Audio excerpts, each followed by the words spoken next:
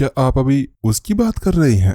सलाहकार देव की जो निगाहें थी वो विपिन के ऊपर टिकी हुई थी। वो अभी विपिन को देखकर नाखुश था। ऐसा लग रहा था जैसे कि वो उसको वहां पर अपनी आंखों के अंदर खटक रहा हो। उसके साथ में ही जो देव था वो उससे कहता है, मुझे ये नहीं पता कि तुम यहाँ पर क्या लेने आए हो। मुझे ये भी परवाह नहीं है कि तुम्हारा इरादा क्या है यहाँ पर आकर, लेकिन मुझे ऐसा लगता है कि तुम्हारी हिम्मत बहुत ही ज्यादा है, क्योंकि तुम इस जगह पर अभी शहर के राजा के महल के अंदर खड़े हो और तुम्हारी इतनी ज्यादा हिम्मत है कि तुम उन्हें धोखा देने के बारे में सोच रहे हो। आखिरकार तुम क्या वास्तव में यहाँ पर मरना चाहते हो? जो सलाहकार देव था वो उससे कहता है और उसके साथ में ही वो अपनी ताली बजाता है। वो कहता है, सैनिकों पकड़ लो इसे और इसे काल कोठरी के अंदर डाल दो। वास्तव में इसकी इतनी हिम्मत कैसे हो गई कि एक धोखेबाज इंसान हमारे महल के अंदर आकर मिस के साथ में ऐसी यहाँ पर चीट करने की कोशिश कर रहा है। जो सलाहकार देव था वो गुस्से के अंदर कहता है। जैसे वो ऐसा कहता है कि अचानक से उस होल के अंदर कुछ सैनिक चलते हुए आते हैं और वो विपिन की तरफ बढ़ने लगते हैं, लेकिन जिससे पहले कि वो उसके पास में बढ़ पाते हैं कि उससे पहले रुको,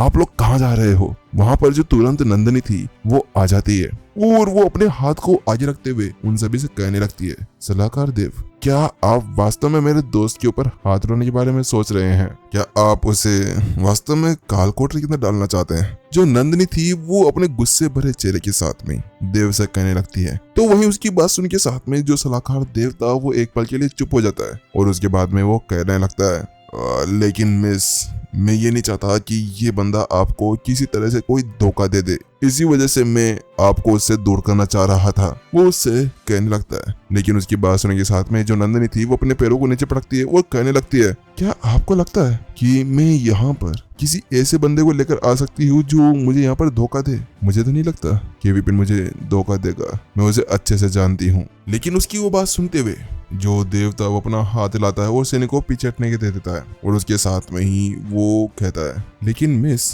मैं यहाँ पर ये नहीं चाहता कि कोई भी बंदा आपको धोखा दे। बात कुछ ऐसी है कि मैंने आज तक किसी बीच टेमर के बारे में नहीं सुना है। आखिरकार कोई बीच टेमर हमारे शहर के अंदर क्या ही करने आ सकता है? तो मैं यही सोच रहा था कि किसी बंदे के द्वारा आपको यहाँ पर ठग ना दिया जाए। उसके साथ में देव अब विपिन को फिर से देखने लगता है, लेकिन उसकी वो बात सुनने के साथ में ही नंदिनी फिर से उसको समझाने लगती है, हाँ ठीक है, लेकिन मैं सिर्फ आपकी इन बातों के ऊपर ऐसे ध्यान नहीं दे सकती हूँ। सिर्फ इसलिए नहीं कि आपने कभी बीच टेमर के बारे में सुना नहीं है, लेकिन मैं आपको बता देती हूँ कि जो विपिन है ये बहुत ज्यादा अच्छा लड़का है। इसने अब तक मेरे साथ में ऐसा कुछ भी नहीं किया है। और इसके अलावा रही यहाँ पर बीच टेमिंग की बात, तो मैं आपको ये बताना चाहती हूँ कि कुछ समय पहले ही यहाँ पर इसने रमिया के घोड़े को अपने काबू के अंदर किया था और वास्तव में वो घोड़ा बहुत ज्यादा नक चढ़ा था। वो इतना ज्यादा नक चढ़ा था कि उसके साथ में तो बैठना ही बहुत ज्यादा मुश्किल हो सकता था। लेकिन जब से विपिन ने उसको टेम किया उसके बाद में वो तो यहाँ पर किसी को कुछ कर भी नहीं सकता था। लेकिन जब नंदिनी ये शब्द कहती है तो उसके साथ में ही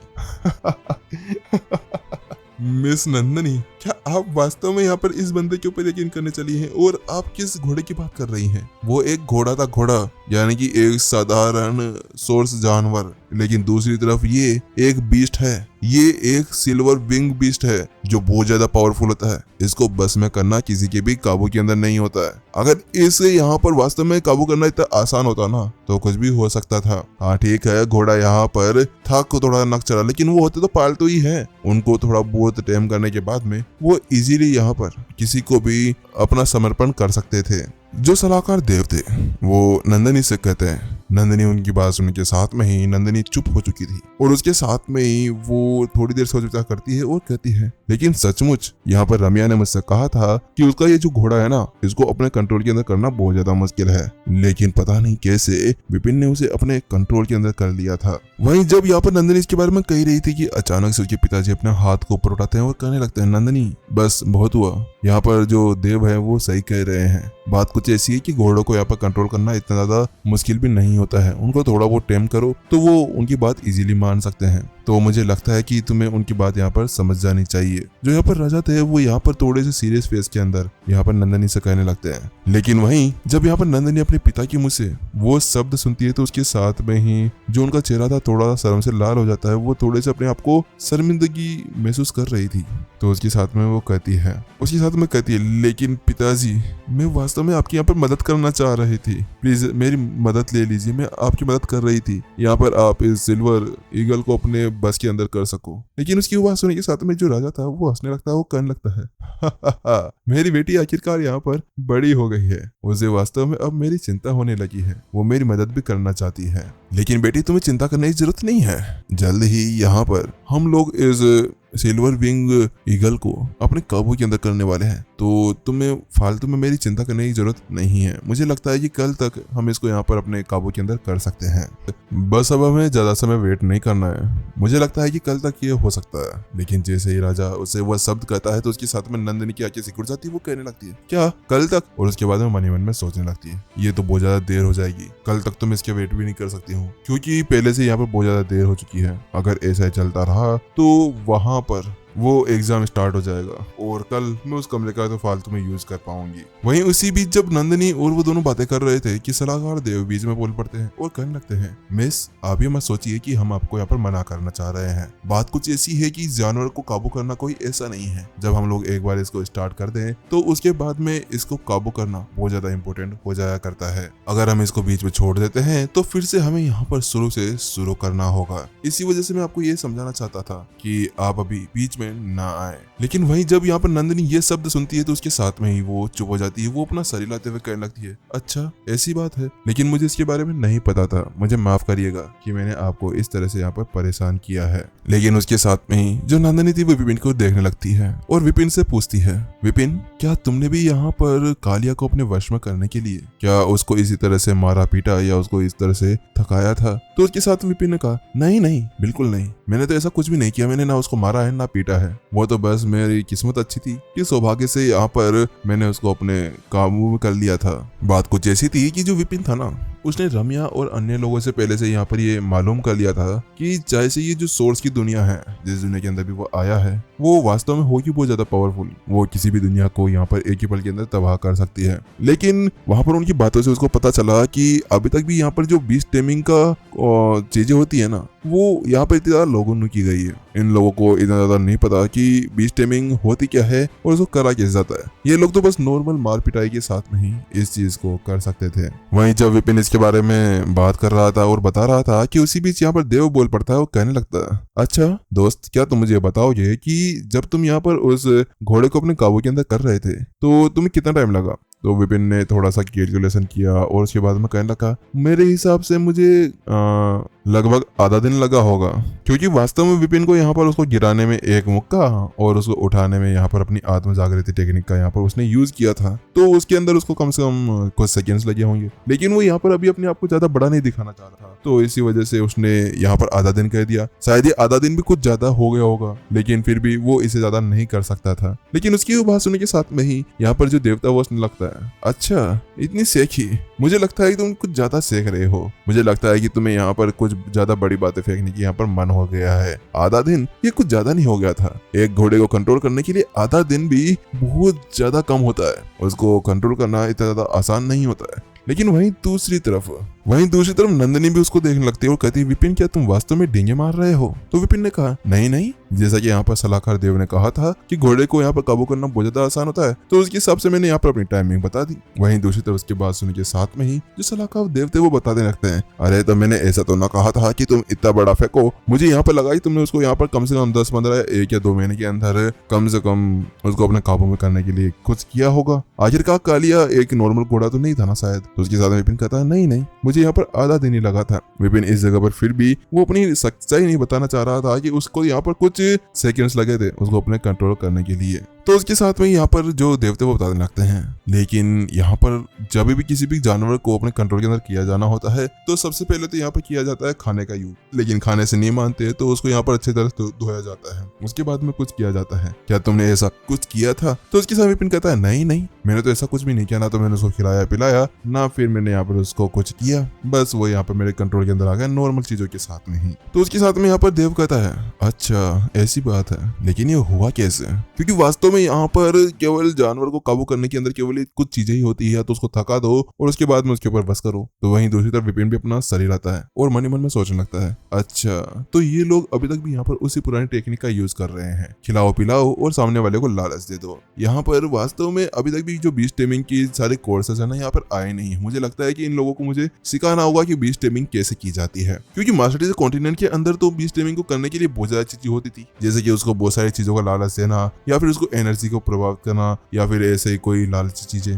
और उनको मारा पीटा भी जाता था। लेकिन वो मारपीट वाली जो चीजें थी ना वो विपिन की एक स्टाइल थी। इसके अलावा कोई लोग तो उसका करते भी नहीं थे, क्योंकि उन्हें पता था कि अगर एक बार वो मारपीट करना स्टार्ट कर दिया ना तो फिर तो यहाँ पर उस बीस्ट को अपना बनाना कोई आसान काम नहीं था, अगर ऐसा उन्होंने किया होता तो। वास्तव में ये लोग अभी तक भी पुराने जमाने के अंदर जी रहे हैं। अगर ये मास्टर जी कॉन्टिनेंट के अंदर चले जाएं तो ये लोग तो पागल हो जाएंगे कि किस तरह से वहां पर बीस्ट टेमिंग की जाती है। विपिन मन ही मन में सोच रहा था। अब उसके साथ में अब जो सलाहकार देव थे वो कहने लगते हैं, इन सही बातों से तो मुझे ऐसा लगता है कि तुम वास्तव में एक बहुत बड़े धोखेबाज हो, क्योंकि तुम्हें तो ये भी नहीं पता कि कैसे एक जानवर को अपने वश में किया जाता है। आखिरकार तुम धोखेबाज इंसान यहाँ पर आ कैसे गए। यहाँ पर जो देवता अब साफ साफ उसको धोखेबाज कहने लगता है और उसके ऊपर बहुत ज्यादा लांछन लगाता है। तो वहीं दूसरी तरफ वो कहता है, धोखेबाज और मैं, ये कैसे? आखिरकार मैंने कब किसको धोखा दे दिया भाई? मैंने तो यहाँ पर कुछ ऐसा किया ही नहीं था, और इसके अलावा मुझे यहाँ पर लाने वाली नंदनी थी, मुझे यहाँ पर आना ही नहीं था, लेकिन नंदनी ने मेरे से रिक्वेस्ट की थी, इसी वजह से मैं यहाँ पर आया हूँ।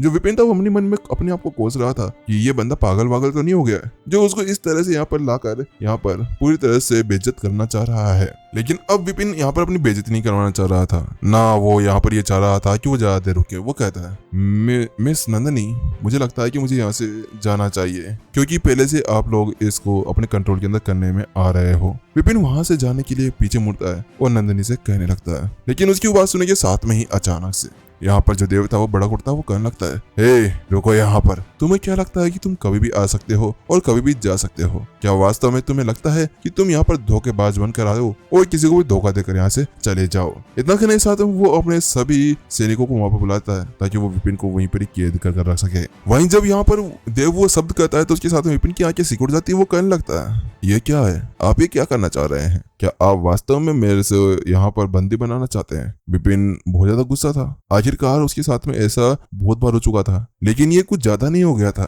हाँ ठीक है, मान लिया कि अभी मेरे अंदर कोई ताकत नहीं है, लेकिन फिर भी मेरे साथ में ऐसा किसी को मैं करने नहीं दे सकता हूँ। आखिरकार नंदिनी ने उसको पैसे देकर आप बुलाया था, ठीक है वो भी ठीक है, लेकिन उसके बाद में उसको यहाँ पर बहुत ज्यादा पूछताछ की गई और अब तो उसको यहाँ पर नंगा करके भगाने की बात की जा रही है, जैसे कि भाई उसकी कोई इज्जत इतनी है। उसके साथ में वो कहता है, ठीक है मुझे यहाँ पर क्या करना होगा? तो देव कहता है, ज्यादा कुछ नहीं, बस यहाँ पर अब तुम्हें ये देखना होगा कि कैसे जानवरों को काबू के अंदर किया जाता है। आखिरकार तुम्हें यहाँ पर शेखी भगाना बहुत ज्यादा मुश्किल पड़ सकता है। तो विपिन ने भी कहा, ठीक है, अगर आप ऐसा ही कुछ चाहते हैं तो मैं आपकी बात मान लेता हूँ। और वहीं पर ही एक जगह पर जाकर वो खड़ा हो जाता है और उसके साथ में ही वो यहाँ पर उसी को देखने लगता है। यार ये भगवान पागल वागल हो गए हैं क्या? आखिरकार इन लोगों के अंदर दिमाग नहीं दिया। ये तो वो वाली टेक्निक हो गई जो मास्टर कॉन्टिनेंट के अंदर कुत्तों को वश में करने के अंदर किया करते थे। अरे कुत्ते भी यहाँ पर हमें भौंक के चले जाते थे इन सभी टेक्निक्स को यूज करने के बाद में। और ये बंदा वास्तव में अभी एक सिल्वर ईगल को अपने वश के अंदर करना चाह रहा था। ये वास्तव में कुछ ज्यादा नहीं हो गया था। वहीं जब यहाँ पर वो इसी बारे में बात कर रहा था या सोच विचार कर ही रहा था कि उसी बीच अचानक से जो देवता वो कहता है, ठीक है महाराज, अभी टाइम हो गया है, जल्दी करिए और जल्दी से वहां पर उसके ऊपर अपनी ताकत का यूज कीजिए। जो देवता वो चिल्लाते हुए कहता है, जैसे वैसा कहता है कि अचानक से मेरे बस में आ जाओ। इतना कहते हुए जो राजा था वो चिल्लाने लगता है। ऐसा लग रहा था जैसे वो जादू टोना कर रहा हो और अपना हाथ नीचे कर उसके ऊपर एक तेज प्रेशर डालने लगता है। जैसे वो ऐसा करता है कि वहां पर उस ईगल की टांगे यहाँ पर कांपने लगती है। उस ताकत को देखते ही विपिन पूरी तरह से हिल चुका था। वास्तव में वो ताकत कुछ ऐसी नहीं थी, वो ताकत बहुत ज्यादा खतरनाक लग रही थी। आखिरकार ये कितना पावरफुल है। हमारे वहां पर तो ऐसी पावर को भी कभी देखा ही नहीं गया था। वास्तव में मास्टर कॉन्टिनेंट तो उस ताकत के सामने कुछ लगता भी नहीं था। वहीं दूसरी तरफ जो राजा था वो फिर से अपनी ताकत को बढ़ाता है और अपने पीछे से डार्क एनर्जी निकालते हुए उस ईगल के ऊपर मारता है। और ऐसा करते हुए ईगल की टांगे फिर से यहाँ पर लड़खड़ाने लगती है। उसके साथ में राजा की हालत भी बहुत ज्यादा खराब होने लगी थी, क्योंकि उसने पहले से ही बहुत ज्यादा ताकत का यहाँ पर यूज कर लिया था। वहीं दूसरी तरफ वो थोड़ी देर रेस्ट लेने के लिए रुकता ही है कि अचानक से वो कुछ देखता है कि जो वो ईगल था वो यहाँ पर हिलता है और वो अपने पंखों को हिलाने लगता है। उसको ऐसा करते हुए देख देव कहता है महाराज संभलिए। लेकिन उसी बीच जब वो यहाँ पर ये शब्द कह ही रहा था कि अचानक से जो वो सिल्वर विंग ईगल था वो एक तरफ भागने लगता है और एक तरफ भागते हुए वो एक दीवार की तरफ जा रहा था। लेकिन जब वो जा ही रहा था कि अचानक से देव वहां पर जोर से चिल्लाता है महाराज उसे रोकिए। लेकिन पहले से ही यहाँ पर बहुत ज्यादा देर हो गई थी और अचानक से वहां पर एक आवाज आती है, बूम। वो आवाज किसी और की नहीं थी, वो सिल्वर विंग ईगल की थी। वो जाकर सीधा दीवार के ऊपर टकराता है। जैसे वो टकराता है कि उसके माथे के अंदर से खून निकलने लगता है और अगले पल वो अपनी जगह पर धराशायी हो जाता है। लेकिन जैसे वो धराशायी होता है कि उसके साथ में देव की तो यहाँ पर टेंट में दब चुके थे, उसकी आंखें बाहर निकल चुकी थी। उसको ऐसे लगने लगा जैसे कि अभी अभी उसने कोई बुरा सपना देख लिया हो। वो महाराज की तरफ देखने लगता है लेकिन महाराज भी बहुत ज्यादा दुखी लग रहे थे। वो यहाँ पर अपनी आंखें चौंधिया करके वहीं पर खड़े थे। वहीं नंदनी की भी यही हालत थी, सभी की आंखें फटी की फटी रह गई थी। लेकिन वहीं दूसरी तरफ जो विपिन था वो अपनी जगह पर ऐसे खड़ा था जैसे कि उसको कुछ पता हो। उसको पता था कि जैसे कि यहाँ पर ईगल कुछ ऐसा ही करने वाला हो और उसके साथ में एपिसोड खत्म हो जाता है। नेक्स्ट एपिसोड में मिलते हैं जो अभी मैं डाल नहीं रहा हूँ।